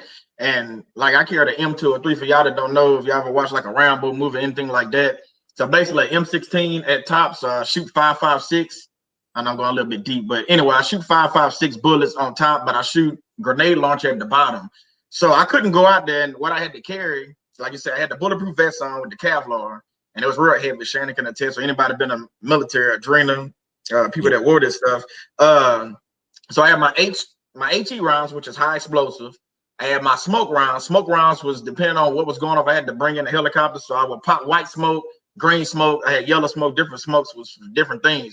But I also had 10 magazines filled up to about 28 rounds a piece. So that's all the ammo I had just on my person. And then also I had a bag with extra magazines in case we got into a real fight. I never wanted to run. I mean, they give me all the rounds and magazines I needed. So I wanted to make sure we got in a situation. Yeah. I'm not just gonna be in there. So like you said, you have to arm up. You go arm up for war, you have to arm up for narcissist abuse or narcissist relationships too, because again, you have to put on your full armor of God. You can't just put on the salvation plate and be like, no, I'm good. That ain't how that work. You gotta put on everything. You gotta put on everything, the whole armor. You don't just put on the Kevlar and be like, okay, I'm good, and go out there and march on the battlefield. No, I need my gun. Matter of fact, sometimes I need a compass. I mean, you know, depending on what they drop is it. I need a bunch of different things in case something goes wrong. I have to have my B plan, my C plan, and my D plan. I think a lot of times, again, we're not patient with what God is doing with us, so we don't have them B and C plan. We just blinders on, focus on this one agenda, and God wants you to go over here. He's showing you this thing over here, but nah, I'm good. I'm going this way. I'm going walking off. You walk right off a cliff. Like, if you only get to listen to God and went that way. Yeah, that's true. That's true. You avoid a lot of hurt if you just listen and pay attention and do what you need to do. But it takes discipline. That's the thing, and we have to discipline ourselves to do what's right, because it's really easy to do everything else, and it takes discipline, mental discipline, spiritual discipline, emotional discipline. You know, like I said before, in relationships, men want to be respected and women want to feel loved. So knowing that, going into that, we can try to give each side what they need, you know, and that's important. The heart that you bring to the situation, it's important. You know, if you bring a heart that wants to love, like 1 Corinthians 13:4-8, if you bring a heart like that and you try, that's going to be, the outcome is going to be different if you bring a hard heart to the situation, you know. I definitely agree with that. Yeah, it's important. I'm just gonna read a few more. I see my friend, he had to step out. Okay, man, I appreciate you coming through. I think it was 8:33, but he probably gone out. I appreciate you coming through, spending time with us, brother. Let's see what else we got before we get out of here. My wife, you do not prepare for war by acting as if it doesn't know and study your enemy, but stay focused on Yahweh. Exactly. I mean, you go out. That's exactly when we used to do it in Iraq. We had we called it snatching grabs. So at 2-3 o'clock in the morning, you know, we had certain targets we had to go get. So we studied the enemy. We had the satellite images of the, you know, the complex or maybe the housing area they was in. And it's different over there compared to over here. Like over here, you got license plates and you can ping cell phone. Okay, well over there they had just got cell phone ability when Saddam Hussein got out. So it's a whole different story. But you know, we was able to look at, you know, different images and stuff. So we had to come up with a tactical battle plan. Hey, this is what we're going to do. So we had a meeting. Look, this is the guy we're looking for. Everybody had the picture. This is the house he's supposed to be in, or he might be in this other house down the street. So sometimes we knocking down 2 houses at the same time because we're not sure which house he was in, and we'll have, you know, hey, this guy's an explosive device maker. He's supposed to have, you know, a couple AK-47s or whatever. So we knew going in, this is what you're preparing yourself for. So it's the same thing with narcissist abuse. Okay, if I already know, okay, like we said, we're sharing these stories about these different women. And not saying we bashing women, but if the word is out that women do this, just in general, men start looking at these situations a little bit different. You're not stuck on the physical, like you said, with the Coke bottle shape. You're more focused on, man, is this woman a narcissist? Is she abusive? Right. Is she lovable? Is she nice? Is she good with kids? You know, you're looking at all that. Again, I'm not worried about the credit score. That can be fixed. Sure. I can't fix narcissist abuse. I can't fix that. I can't fix an abusive woman. I mean, they might have a therapist can do that. I'm not certified, so I can't help you with that. I'm Solomon, and I'm just a life coach, so I only can coach you up to a certain point, and then you gotta go to God and how you. Know what I'm saying?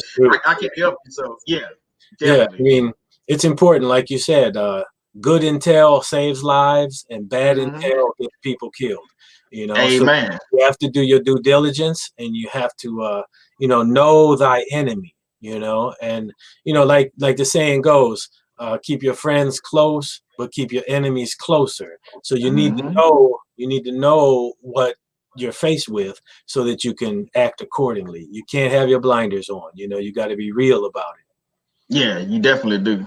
Yeah, you definitely do. Let's read a few more, and then we're gonna jump up out of here. This North encounter awakened us all to the spiritual realm and the war that is waged all around us. Amen. Yeah. Because I think before this last situation, me and Shannon like really started. She started it first, and then started hit me on to more of the narcissist thing. Because at first she'll tell you, I just kept like, man, she just crazy. Like, nah, Solomon, look, I want you to like, she had to put it in front of me like this little book, you know, hey, I need you to read this. Like, no, this is what a narcissist is. Like, okay, I start reading, checking it out, like, she fit all this criteria right here. Wait, let me read a little bit more about her. You know, like, wait, I ran across a few of these people. Yeah. No, but Shannon brings up a great point, you know, because at the end of the day, anything that pushes us closer to God, it's a benefit for us.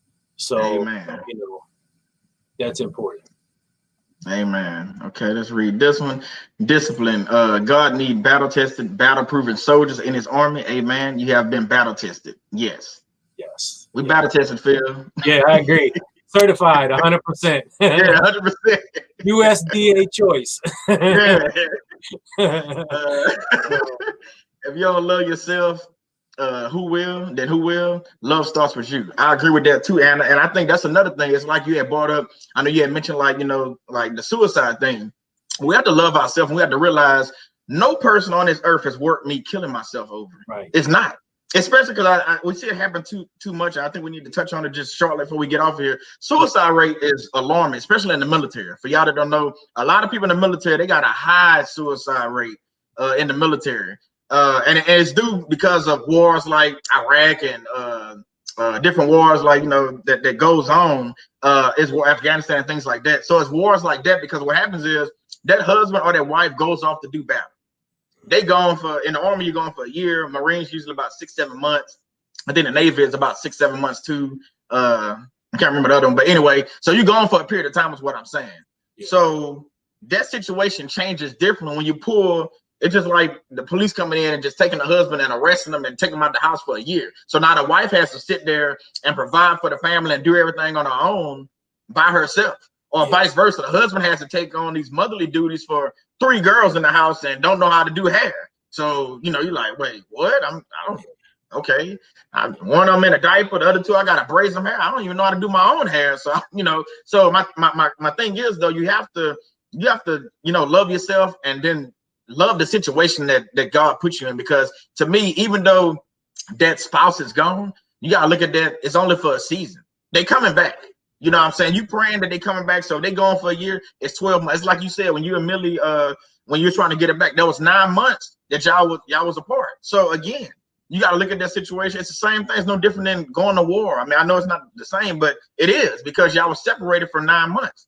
Yeah. So during that time, that's when you go to God, you praying, you trying to get everything right. So knowing that your spouse is coming back. So I think a lot of times, men and women, we get that confused and like, well, they want to go to suicide and things like, man, don't kill yourself. Don't kill yourself. It's another woman out there. I promise there's another man out there. Just because you've been through an abusive situation, whether it's physical, mental, spiritual, financially, whatever the case is, it's another person out there that's for you. That's just not the person for you. You learn from that situation and you move on. Yeah, that's true. Yeah. That's true. Life is so precious. Life is so precious, and it's so tender. People reach out. There's no shame in reaching out. If you're depressed to the point to where you have ideation or thoughts of hurting yourself, you can call Solomon, call me, whatever it takes. Life is precious. And again, this is how you get in touch with Phil. I want to throw that back up there before we get out of here. I didn't put them all because I didn't want to think it was like too big. But Phil, again, before we get out of here, I want you to go ahead, talk about your podcast and talk about how they can get in touch with you before we get out of here. And we will go ahead and wrap this up. So go ahead, and the floor is yours, buddy. Thanks, Solomon. Listen, this has been a blessing for me, to be able to share time with you and to talk to your audience on your excellent show. I'm grateful to you, and I give all the glory and honor to God for this opportunity. I am the executive producer of a podcast. It's called Light 'em Up, and you can find that podcast on any major platform under the sun. You could type in Apple and then type in Light 'em Up, and it's just LIGHTEMUP,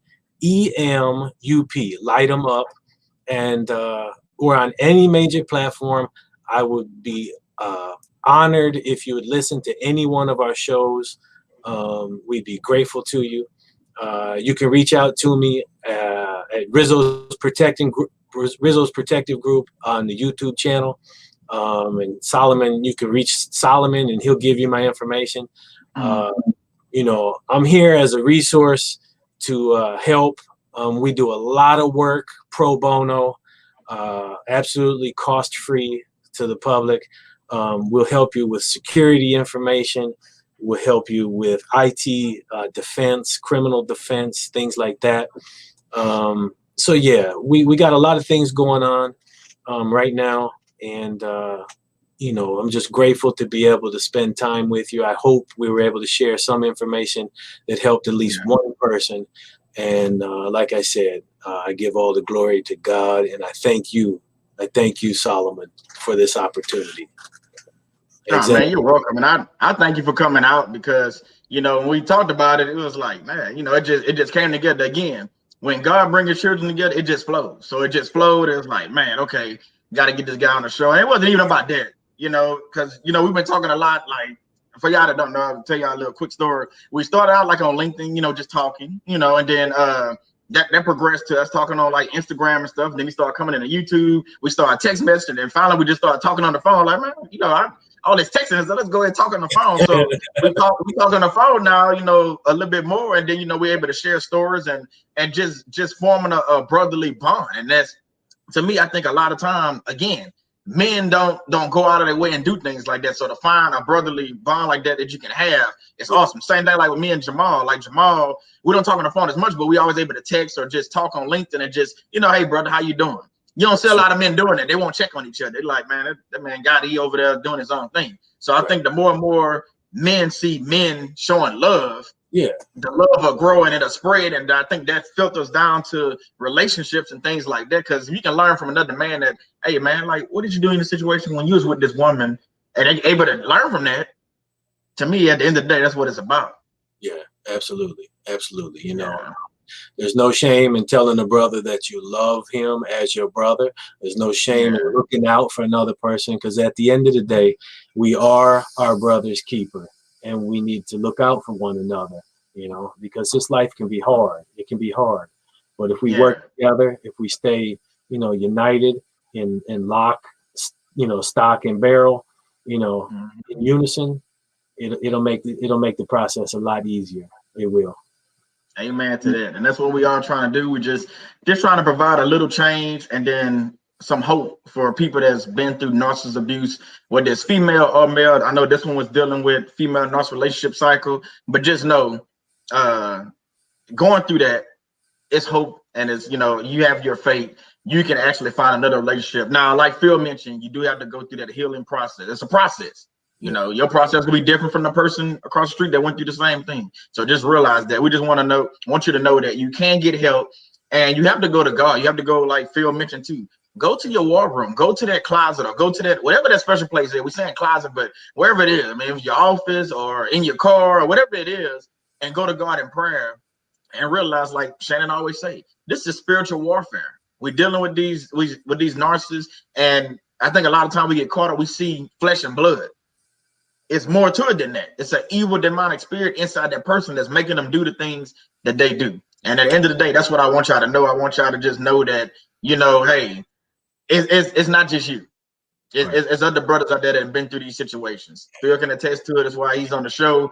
I done been through it, and you know, it's a lot of us that done been through it. So hopefully in the near future, we're gonna get together, get some other guys to come and tell their stories. So that way it opens up the spectrum on how many people has actually been, well, I say people, how many men has actually been in situations that we always hear the women talk about. Yeah.